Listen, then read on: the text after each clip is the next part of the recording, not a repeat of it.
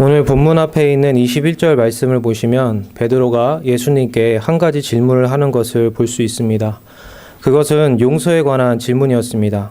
베드로는 형제가 자신에게 죄를 범했을 때 몇 번이나 용서를 해줘야 하는지를 물으면서 7번이라는 횟수를 정하여 그 정도까지만 하면 되는지 물었습니다.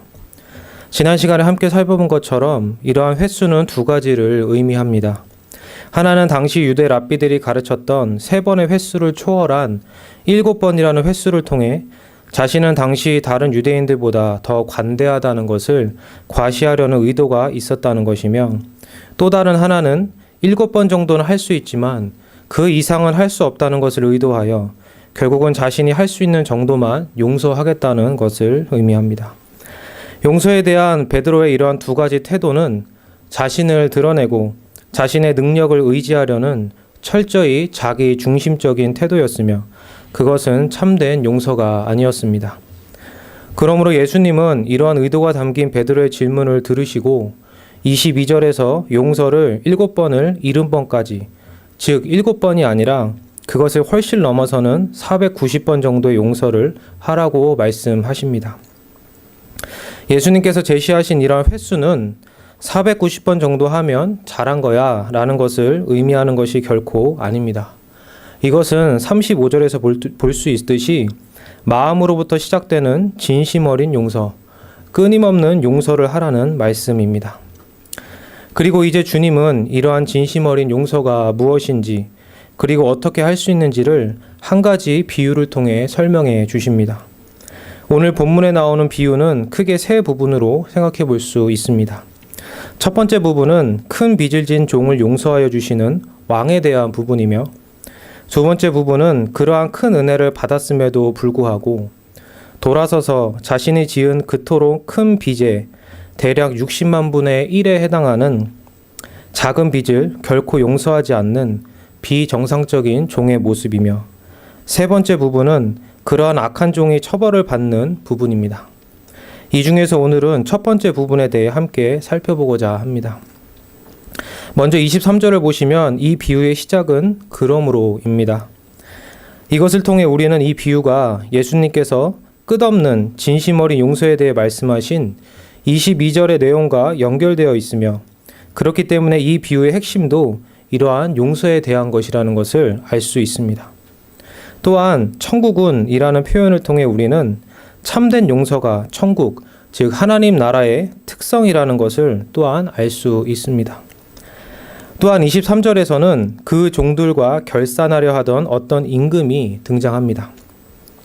이 임금은 비유의 나머지 부분에서 주라고 불리는데, 이는 만유의 주이시고 왕이신 하나님을 가리킵니다. 그리고 여기서 왕이 결산한다는 것은 또 다른 말로 하면 회계한다라고도 할 수 있는데, 이는 일정한 기간 동안 종의 활동이나 업적 또는 그로 인한 수입과 지출에 대해 정리하고 계산하여 그 값을 치르는 것과 관련된 것을 의미한다고 볼 수 있습니다. 이러한 모습에 대해서 우리는 마태복음 25장에 나오는 달란트 비유를 통해 볼 수 있습니다. 이러한 결산은 하나님의 심판을 생각나게 합니다. 우리 또한 마지막 날, 즉 최후의 심판의 날에 하나님의 심판대 앞에서 우리가 행한 모든 것을 갖고 결산을 받아야 하는 자들입니다. 사도 바울은 로마서 2장에서 다음과 같이 말씀합니다. 이런 일을 행하는 자에게 하나님의 심판이 진리대로 되는 줄 우리가 아노라. 하나님께서 각 사람에게 그 행한 대로 보응하시되 참고 선을 행하여 영광과 존귀와 썩지 아니함을 구하는 자에게는 영생으로 하시고, 오직 당을 지어 진리를 따르지 아니하고 불의를 따르는 자에게는 진노와 분노로 하시리라. 종이 행한 것에 따라 왕의 재판석 앞에 서서 판결을 받고 그에 합당한 결과가 주어지듯이, 우리 또한 우리가 행한 것에 따라 하나님의 심판대 앞에서 판결을 받고 그에 합당한 결과를 받게 됩니다. 그래서 히브리서에서는 다음과 같이 말씀합니다. 한번 죽는 것은 사람에게 정해진 것이요 그 후에는 심판이 있으리니. 히브리서 9장 27절 말씀입니다. 우리는 반드시 하나님과 결산을 해야 할 때가 있습니다. 이것은 그 누구도 피해갈 수 없습니다. 하나님을 믿던 믿지 않든 모든 사람은 하나님과 이러한 결산을 반드시 해야 합니다. 그런데 24절을 보시면 왕과 결산을 할 때 10,000달란트라는 큰 빚을 진 한 종이 있었다는 것을 알 수 있습니다. 무엇 때문에 이러한 큰 빚이 있게 되었는지는 알 수 없습니다. 왕은 자신의 종에게 자신의 소유를 주어 그것으로 왕이 원하는 일을 하게 합니다. 그러면 종은 왕에게 받은 것으로 왕이 원하는 일을 하여 좋고 선한 결과를 내어야 합니다. 그런데 종이 왕에게 불충하여 왕이 원하는 대로 하지 않고 자신의 소견에 오른 대로 행한다면 그 결과는 좋지 않을 것입니다. 왕이 준 것을 허무하게 다 잃을 수도 있고 아니면 부정을 저질러 왕의 것을 횡령하여 다른 악한 것에 사용함으로써 왕에게 큰 피해를 입힐 수도 있습니다. 탕자가 자신의 아버지의 재산을 헛된 것에 쓰므로 모두 탕진하여 아버지로부터 받은 모든 것을 다 잃게 되었듯이 종 또한 그럴 수 있습니다. 이러한 여러 가지 경우가 있을 수 있지만 오늘 본문은 어떻게 그러한 큰 빚을 지게 되었는지에 대해서는 말씀하지 않고 있으며 어떤 경우로 인해서든지 지금 종은 왕에게 큰 빚을 진 상태라는 것을 말씀하고 있습니다. 그런데 예수님은 그 빚의 크기가 어떠한지를 수치로 알려주십니다. 그 빚은 바로 10,000달란트입니다. 어느 주석가는 이 금액이 노동자가 6천만 일을 일해야 벌 수 있는 금액이라고 합니다. 6천만 일은 대략 16만 4천 년 정도입니다. 또한 어느 주석가는 이 금액이 지난 시간에 말씀드린 것처럼 현재의 화폐 가치로 약 120억 달러, 우리나라 돈으로 14조 원이나 되는 엄청난 액수라고 합니다. 그런데 예수님께서 10,000달란트라고 말씀하실 때 반드시 이러한 정확한 액수를 의도해서 말씀하신 것이라기보다는 그것이 얼마나 큰 액수인지를 의미하는 것이라고 볼 수 있습니다. 왜냐하면 당시 달란트는 가장 큰 화폐 단위였고 만이라는 수는 셀 수 있는 가장 큰 수였기 때문입니다. 또한 여기서 만이라는 헬라어 단어는 수를 셀 수 없는을 의미하기도 합니다. 그러므로 당시 예수님께서 10,000달란트의 빚이 있다고 하신 말씀은 오늘날로 하면 조를 넘어서는 경 또는 해와 같은 우리가 상상할 수 없는 어마어마한 빚의 액수를 의미하는 것과 같습니다. 이러한 빚은 우리의 죄를 가리킵니다.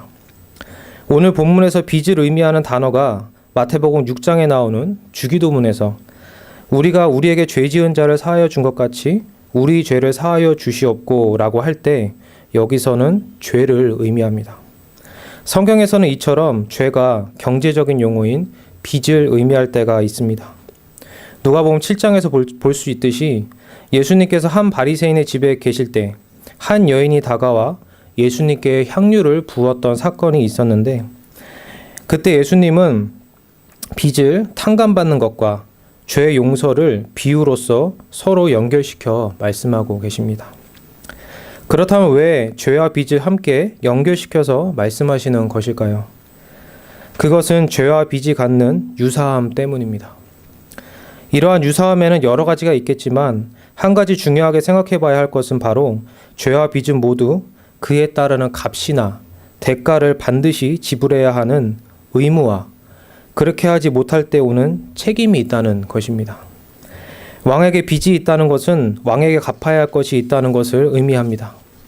마찬가지로 죄인은 자신의 죄로 인해 반드시 하나님께 그 대가를 지불해야 합니다. 빚을 갚지 않는다면 그 빚에 대한 책임으로부터 자유할 수 없듯이 죄에 대한 값이 지불되지 않는다면 우리는 죄에 대한 책임으로부터 자유할 수 없습니다. 그러므로 죄와 빚은 둘 다 그것을 진 자에게 무거운 짐입니다.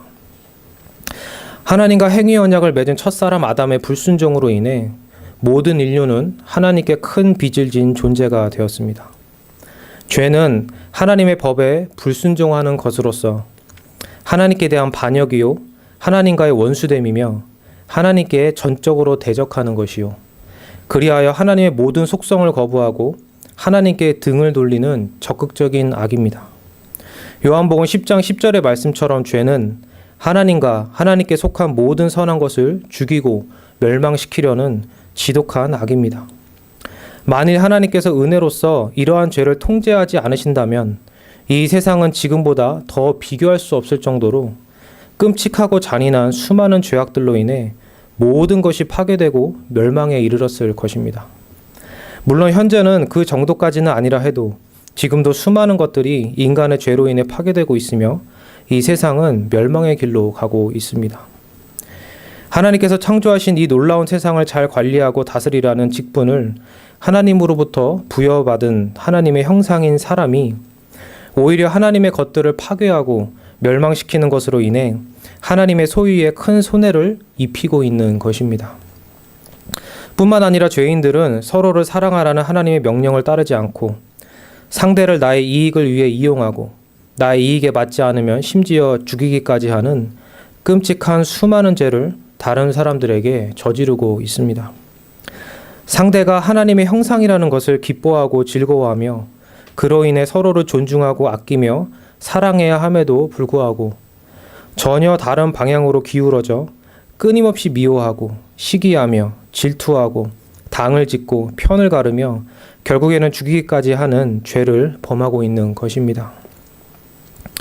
또한 무엇보다 마음과 목숨과 뜻과 힘을 다하여 사랑해야 하는 하나님, 지극히 높으시며 가장 귀하시며 이 우주 만물 가운데 그 어떤 것으로도 바꿀 수 없는 절대적인 가치를 가지신 하나님을 귀하게 여기지 않고 오히려 적대시하며 피조물을 하나님으로 여겨 피조물을 하나님과 같이 섬김으로 하나님을 멸시하고 배반하며 수없이 많은 것으로 채워주시고 누릴 수 있도록 하심에도 불구하고 주신 모든 은혜들을 기억하지 않고 받아 누리고 있음에도 그것을 은혜로 인정하지 않는 배은망덕으로 인해 하나님께 끊임없이 죄를 짓는 것이 바로 죄인입니다.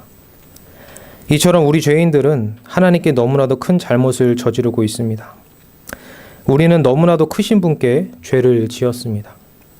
하나님은 무한하시고 영원하시며 절대적이시기 때문에 우리의 죄 역시 그만큼 엄청난 것입니다. 악한 것도 있고 선한 것도 가치 있는 존재를 거부하고 거역한다면 그럴 수도 있다고 할 수 있지만 무한한 선이시고 절대적인 선이신 하나님을 거역한다는 것은 그만큼 우리가 매우 악하다는 것을 보여줍니다. 그런데 우리의 죄가 너무도 크다는 것은 우리 인간으로서는 온전히 알 수 없습니다. 왜냐하면 하나님께서 진정 어떠한 분이시며 그분의 가치가 얼마나 엄청난 것인지, 그렇기 때문에 그러한 하나님께 죄를 짓는다는 것이 얼마나 엄청난 일인지를 유한한 인간으로서는 온전히 알 수 없기 때문입니다. 우리 믿음의 선배들이 유한은 무한을 포괄할 수 없다고 말한 것처럼 유한한 인간은 무한하신 하나님을 온전히 알 수 없습니다. 그러므로 그분께 행한 우리의 죄악이 얼마나 큰 것이며 그것이 얼마나 큰 피해와 손해를 입히는지에 대해서도 우리는 온전히 알 수 없습니다. 그러므로 예수님께서 오늘 본문 말씀을 통해 그것을 우리에게 알려주고 계십니다. 왜냐하면 예수님은 참 사람이실 뿐만 아니라 참 하나님이시기 때문입니다. 죄의 심각성은 오직 하나님만이 온전히 알 수 있고, 그래서 참 하나님이신 예수님은 그러한 죄의 심각성을 우리에게 우리의 수준에 맞추어 주셔서 10,000달란트라는 수치로서 지금 알려주고 계십니다. 10,000달란트라는 너무도 크고 무거운 죄가 우리에게 요구하는 것은 바로 사망입니다. 창세기 2장 17절을 보시면 하나님은 다음과 같이 말씀하십니다. 선악을 알게 하는 나무의 열매는 먹지 말라. 내가 먹는 날에는 반드시 죽으리라 하시니라. 그리고 사도 바울은 로마서 1장 32절에서 이 같은 일을 행하는 자는 사형에 해당한다고 하나님께서 정하심을 알거도 라고 말씀하며 6장 23절에서는 죄의 싹은 사망이요 라고 말씀합니다. 하나님의 법을 어긴 대가, 즉 죄에 대한 대가는 사형이며 그 사형은 바로 영원히 하나님으로부터 분리되어 영원한 형벌에 처하는 것입니다. 그러므로 우리 죄인들은 우리의 죄로 인해 하나님의 심판대 앞에서 정죄를 받고 영원한 지옥 형벌에 처해져야 하는 자들입니다. 그렇기 때문에 10,000달란트나 되는 죄 문제를 해결하지 않는다면 우리를 기다리는 것은 하나님의 심판과 영원한 형벌뿐입니다. 그런데 우리에게는 이러한 10,000달란트나 되는 빚을 갚을 능력도 소유도 없습니다. 왜냐하면 우리가 죄로부터 자유하기 위한 값을 치르기 위해서는 흠이 없는 완전한 생명, 즉 처음부터 죄가 없으며 평생 죄를 짓지 않을 뿐만 아니라 죄의 가능성도 없는 생명이어야 하기 때문입니다. 뿐만 아니라 우리가 이러한 죄에서 벗어나 하나님의 자녀가 되기 위해서는 무죄함 가운데 하나님의 모든 명령에 대한 순수한 순종이 필요합니다. 그런데 우리 모든 죄인은 절대 이것이 가능하지가 않습니다. 우리는 죄인으로 태어나 평생 죄를 지을 수밖에 없기 때문입니다. 그렇기 때문에 오늘 본문 25절에서는 우리에게 갚을 것이 없다라고 말씀합니다. 우리가 가진 모든 소유를 다 한다 해도 우리는 우리가 하나님께 진 죄의 빚을 다 갚을 수 없습니다. 심지어 우리가 우리의 목숨을 값으로 지불한다 해도 우리의 죄로 인해 저질러 놓은 수많은 피해들에 대한 대가가 다 지불되는 것은 아닙니다. 또한 우리가 영원히 지옥에서 형벌을 받는다고 해도 우리를 향한 하나님의 무한한 진노가 다 풀리는 것도 아닙니다. 그러므로 우리는 우리의 죄의 빚을 갚을 수 없습니다. 이 세상에 있는 모든 은행으로부터 이 세상의 모든 돈을 다 빌려 하나님께 갚는다고 해도 우리의 죄라는 빚은 다 갚을 수 없습니다. 그래서 25절 말씀에서 왕은 몸과 아내와 자식들과 모든 소유를 다 팔아 갚게 하라 라고 말씀합니다.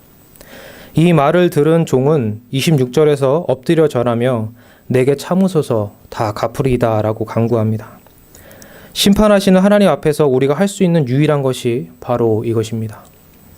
우리는 우리의 능력과 자질로서 우리의 죄 문제를 해결할 수 없으므로 우리가 할 수 있는 것은 바로 상하고 통회하는 심령으로 하나님께 자비를 구하는 것입니다. 시편 51편 17절과 이사야서 57장 12절 말씀은 다음과 같습니다. 하나님께서 구하시는 제사는 상한 심령이라. 하나님이여 상하고 통회하는 마음을 주께서 멸시하지 아니하시리이다. 지극히 존귀하며 영원히 거하시며 거룩하다 이름하는 이가 이와 같이 말씀하시되 내가 높고 거룩한 곳에 있으며 또한 통회하고 마음이 겸손한 자와 함께 있나니 이는 겸손한 자의 영을 소생시키며 통회하는 자의 마음을 소생시키려 함이라. 그런데 이 말을 들은 왕은 죄인이 전혀 예상할 수 없는 반응을 보입니다. 27절을 보시면 먼저 왕은 그 종을 불쌍히 여깁니다. 그리고 놓아보내 줍니다. 그리고 마지막으로 빚을 탕감하여 줍니다. 여기서 빚을 탕감하여 준다는 것은 빚을 완전히 없는 것으로 해준다는 것으로서 이것은 용서를 가리키는 말이기도 합니다.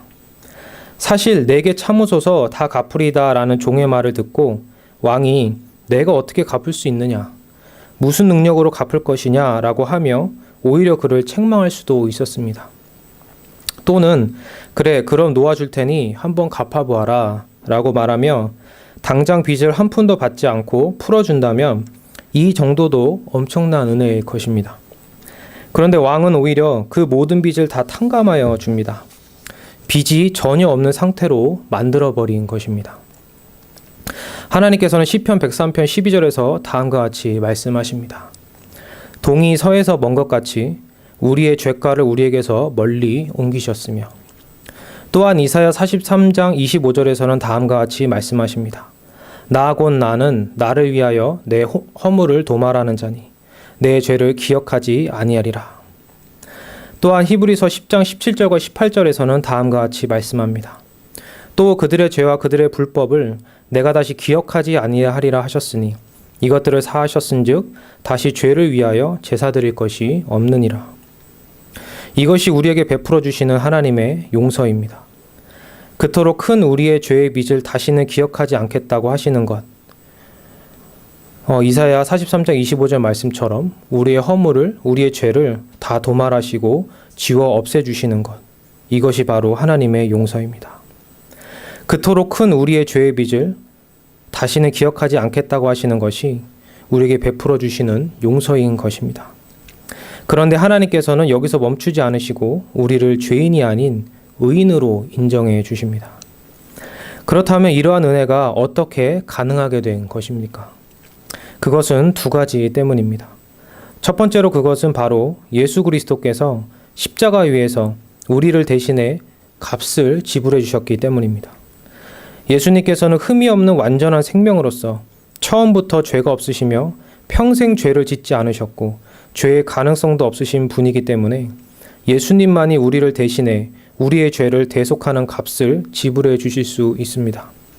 그리하여 예수님은 십자가에 달리셔서 우리의 죄를 지시고 우리를 대신해 자신의 목숨으로 우리의 죄의 값을 다 지불해 주셨습니다. 그뿐만 아니라 모든 죄의 값을 지불하신 예수님은 또한 무죄함 가운데 평생 하나님의 모든 법에 순수하게 순종하셨습니다. 그러므로 우리는 오직 그리스도의 공로만으로 죄의 용서를 받고 값없이 의롭다 여김을 받아 하나님의 자녀가 될 수 있게 된 것입니다. 그런데 십자가에 달리셔서 우리를 대신해 우리의 죄의 빚을 대신 갚아주신 예수님은 사람으로서 십자가에 달리셨지만 동시에 그분은 하나님이셨습니다. 그러므로 예수님께서 참 하나님과 참 사람으로서 십자가에서 지불하신 값은 무한한 가치가 있습니다. 왜냐하면 그분은 하나님이시기 때문입니다. 그러므로 하나님으로서 치르신 값은 너무도 크기 때문에 그 값은 무한하여 우리가 하나님께 진 10,000달란트의 빚을 다 갚고도 남음이 있는 것입니다. 그러한 값입니다. 그러므로 오늘 본문 말씀 27절에서의 탕감은 바로 예수님의 이러한 값지불이 전제되어 있습니다. 왜냐하면 예수님께서 치르신 무한한 값이 없다면 우리는 결코 죄와 사망으로부터 노임을 받고 해방될 수 없으며 10,000달란트나 되는 우리의 죄를 탕감받을 수 없기 때문입니다. 성부 하나님께서는 성자 하나님께서 사람이 되셔서 십자가 위에서 치르신 그 값을 보시고 우리의 모든 죄를 용서해 주시며 없는 것으로 여기심으로 죄에 대한 책임을 면제해 주셔서 우리를 그것으로부터 자유하게 하신 것입니다. 그런데 우리의 죄의 빚이 탕감받은 데에는 또 다른 원인이 하나 더 있습니다. 그것은 바로 하나님의 자비하심입니다. 27절에서 가장 먼저 알 수 있는 것, 바로 종을 향한 왕의 불쌍히 여김이 바로 그것입니다. 죄인인 우리가 죄에 합당한 벌을 받는 것이 당연함에도 불구하고 오히려 우리의 비참한 처지를 불쌍히 여겨 주셔서 자신의 아들을 우리에게 주심으로 우리를 대신해 죄의 값을 치르게 하시고 살려주신 은혜의 출발은 바로 우리를 향한 하나님 아버지의 사랑입니다. 그러므로 우리는 하나님 아버지의 사랑과 예수 그리스도의 공로, 오직 이 두 가지 사실로 인해 우리가 감당할 수 없는 모든 죄를 용서받고 자유하게 되었을 뿐만 아니라 오히려 하나님의 자녀로 여김받아 영원히 삼위 하나님과의 복된 삶을 누릴 수 있게 되었습니다. 10,000달란트나 되는 엄청난 빚이 하나님의 사랑과 그리스도의 공로로 인해 다 갚아지고 그로 인해 사라지게 된 것입니다. 이처럼 하나님은 오직 그리스도의 공로로 우리의 죄를 용서해 주십니다. 지난 시간에 함께 살펴본 것처럼 누가복음 17장 4절 말씀과 같이 하루에 7번의 죄를 짓는다면 우리는 100년이라는 세월 동안 25만 번 이상의 죄를 짓게 되는데 우리가 평생 25만 번 이상의 죄를 짓는다고 해도 하나님께서는 모든 죄를 끊임없이 용서해 주셨을 뿐만 아니라 죄의 근원인 우리 자신을 그리스도 안에서 마음으로부터 진심으로 용서해 주시고 받아 주셨습니다. 그래서 예수님은 이러한 비유를 통해 베드로를 깨닫게 하시고자 하셨습니다. 참된 용서가 무엇인지, 그 용서의 깊이가 무엇인지를 알지 못했던 베드로에게 하나님 아버지께서 자신의 독생자 예수 그리스도의 생명을 우리 죄에 대한 값으로 바치셔서 그리스도 안에서 우리에게 베풀어 주신 참된 용서가 무엇인지를 이러한 비유를 통해 알려주신 것입니다. 그리고 가서 7번뿐만 아니라 470번이라도 또는 25만 번이라도 끊임없이 진심으로 용서하라고 말씀하시는 것입니다. 그러므로 큰 용서함을 받은 우리는 이제 이 용서함을 받아 누릴 뿐만 아니라 다른 사람들에게도 알게 해주어야 합니다. 지난 시간에 함께 살펴본 것처럼 우리는 자신의 죄를 깨닫고 회개하는 형제를 끊임없이 진심으로 용서해 주어야 할 뿐만 아니라 아직 자신의 죄를 회개하지 않은 형제라도 우리는 용서의 마음을 갖고 그가 회개하기를 바라며 기도하는 가운데 그에게 선한 권고를 해야 할 것입니다. 뿐만 아니라 우리는 교회 밖에 있는 사람들에게도 참된 용서가 무엇인지를 알게 해주어야 할 것입니다.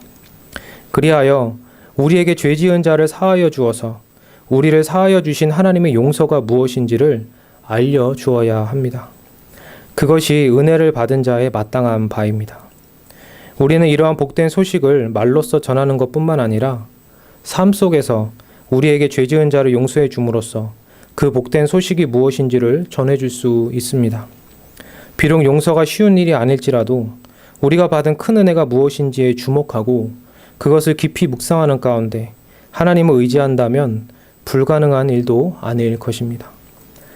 하나님께서 주신 용서의 복됨을 온전히 누릴 뿐만 아니라 누린 가운데 용서의 열매를 형제와 다른 사람과의 관계 가운데 맺음으로 하나님께서 주신 용서가 드러나 하나님께서 영광 받으시는 일이 우리 십자가지기 교회와 한국교회 안에 풍성히 일어나기를 소원합니다. 기도하시겠습니다. 거룩하고 자비로우신 하나님 아버지, 예수님께서 우리를 대신해 지불하신 그 엄청난 값으로 인해 하나님께 지은 죄의 엄청난 빚을 모두 탕감하여 주시고 완전히 잊어주실 뿐만 아니라 하나님의 자녀까지 삼아주신 은혜에 진심으로 감사드립니다. 이 용서의 은혜를 우리가 더욱 깊이 알아 감사와 기쁨이 더욱 넘치게 하시며 삶 가운데 다른 사람들을 용서함으로써 열매를 맺어 하나님께서 주신 용서의 은혜가 드러나 하나님께 영광이 되는 일이 많이 일어나게 하여 주옵소서. 용서 없는 이 시대에 진정한 용서가 무엇인지가 우리가 전하는 복음과 우리의 삶 가운데 드러나게 하여 주옵소서. 감사드리며 거룩하신 예수 그리스도의 이름으로 기도드립니다. 아멘.